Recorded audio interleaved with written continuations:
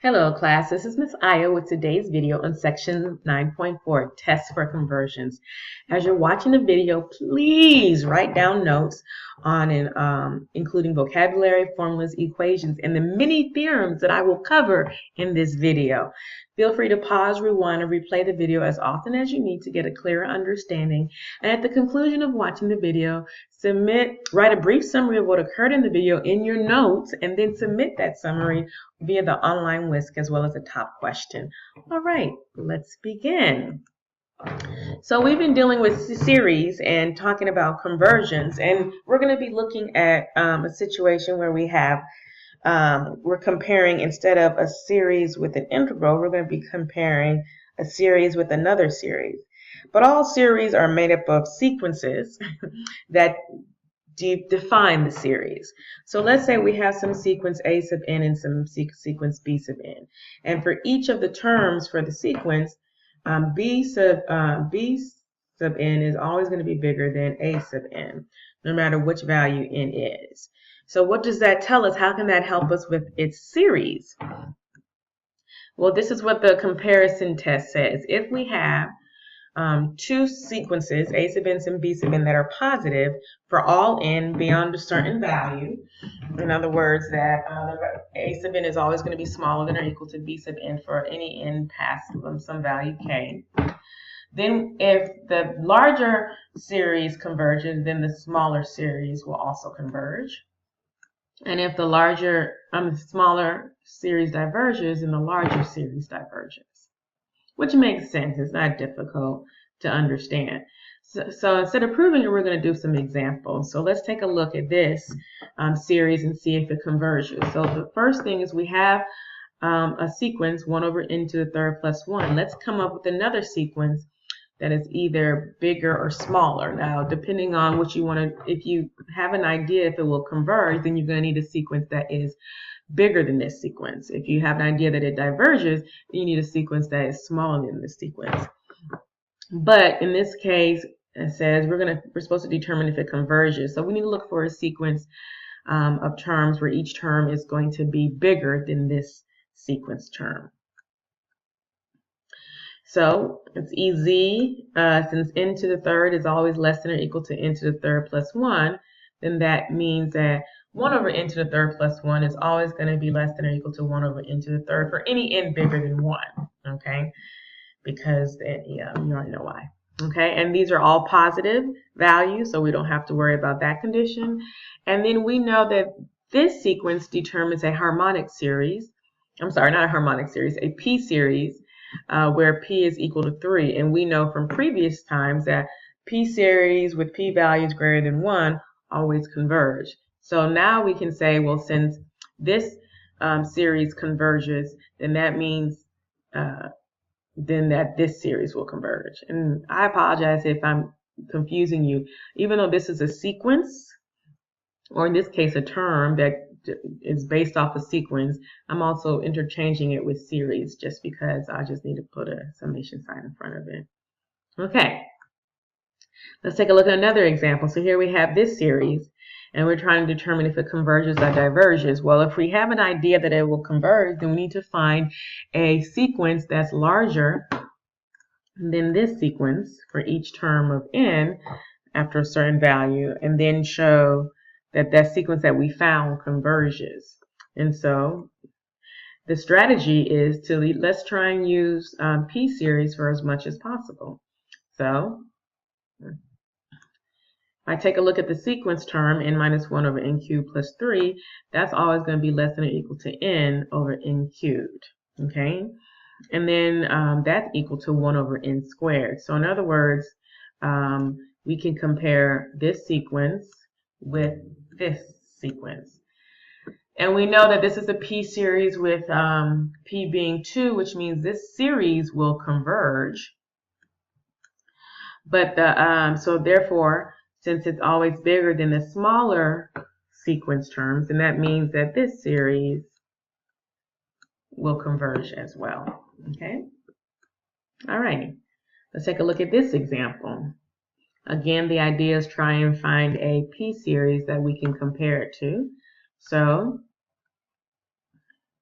In this case, at 6n squared over 2n cubed is always going to be less than or equal to our original sequence.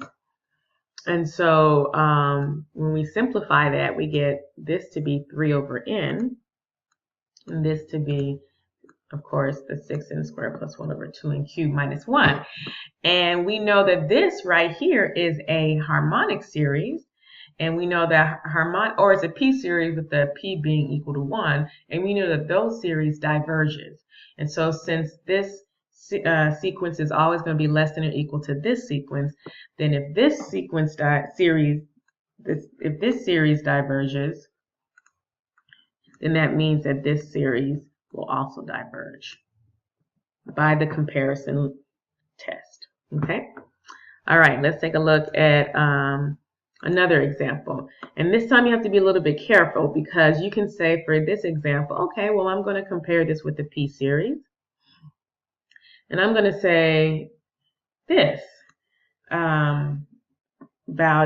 This sequence is less than or equal to this p series. And I know that this p series diverges, so therefore this p series will diverge. Not necessarily, because remember, if we're going to use the diverging component, then that means the given sequence has to be greater than the given sequence has to be greater than the sequence that will converge. I'm confusing sequence and series. Let's go back to this. If you notice, if A sub n diverges, in other words, A sub n being the series with the sequence that has smaller terms than the B sub n sequence. And in this case, we don't have that case. The inequality is the wrong direction. Okay, so that's why we don't know anything about this series, just because we know that this harmonic series will diverge. This doesn't tell us anything about the series that has terms less than that. Okay, I hope I didn't confuse you guys with that. So how can we determine this for sequences?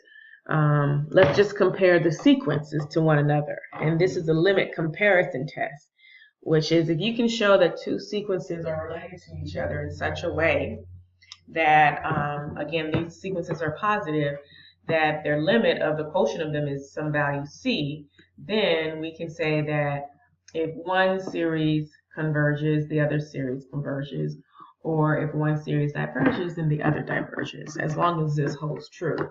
Well, why does that work? Instead of a proof, I'll just talk you through it. If this holds, then that means that this sequence, A sub n, kind of behaves like this sequence, C times B sub n. Okay? So whatever this sequence does, then this sequence will do as well in a general sense. So this sequence will converge and this sequence will converge. If this sequence diverges, then this sequence diverges. Let's look at an example. So now we have to compare this sequence, and we have to find, not the series, but we have to find a sequence that we can compare it to.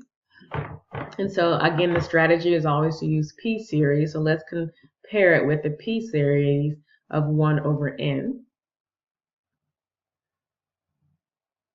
Okay. And when we do that, and we divide the two, we end up with something that looks like this. Okay? And the limit of this is going to be equal to 1, the leading term, the leading quotient, because the powers are equal. Okay? So that lets you know that whatever one does, then the other will do. So in this case, we know that this series with the sequence 1 over n diverges. So therefore, this series with the sequence of A sub n will diverge as well. Okay? All right. Now, I know you guys have been saying we've been dealing with only sequences that have positive terms. Let's talk about sequences that don't have positive terms that produce series. And not all series that have positive and negative terms will diverge, like we may have seen in the past.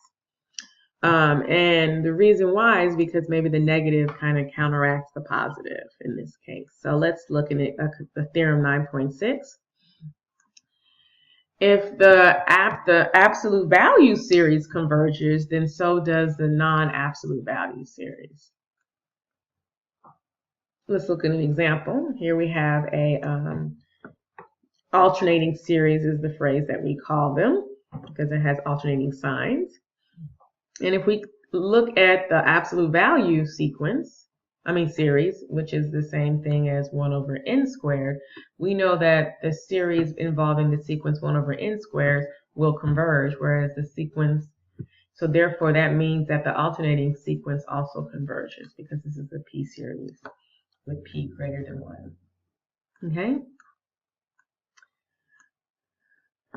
There's another comparison. And this is the comparison with geometric series, not just any general series, a geometric series. And if you recall, geometric series looks something like this. And we can find the sum of a, it's basically the summation of a times x to the nth power.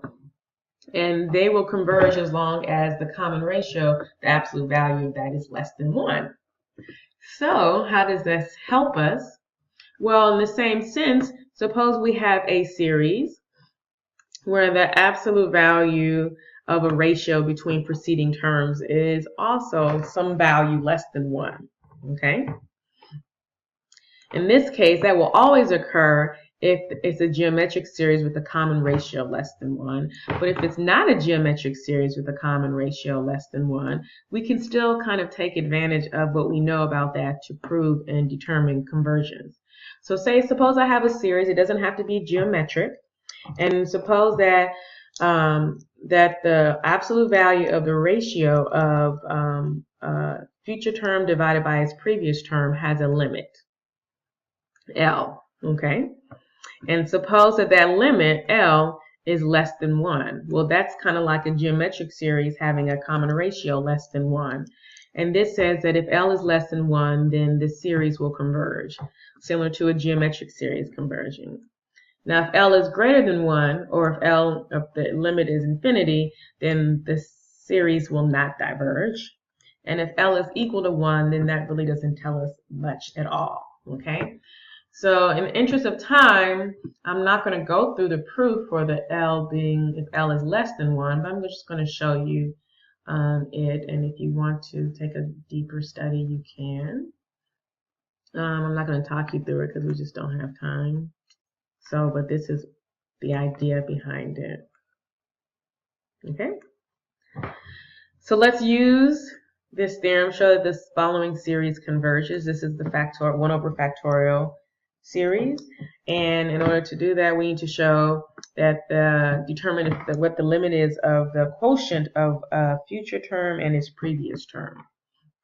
So if you notice, a sub n is 1 over n factorial, and a sub n plus 1 is 1 over n plus 1 factorial. So when I look at the comparison or the quotient, I get something that looks like this, and because I can cross out or cancel out these two ratios, whatever, somewhere here, 2, 2, 1, 1, I end up with 1 over n plus 1. This is the only thing that I have. And the limit of 1 as n goes to infinity is 0. So that value is, of course, less than 1. So then we can say that this series converges. All right. All right, we're almost through. Back to alternating series. Before we were just looking at alternating series when the sign alternates.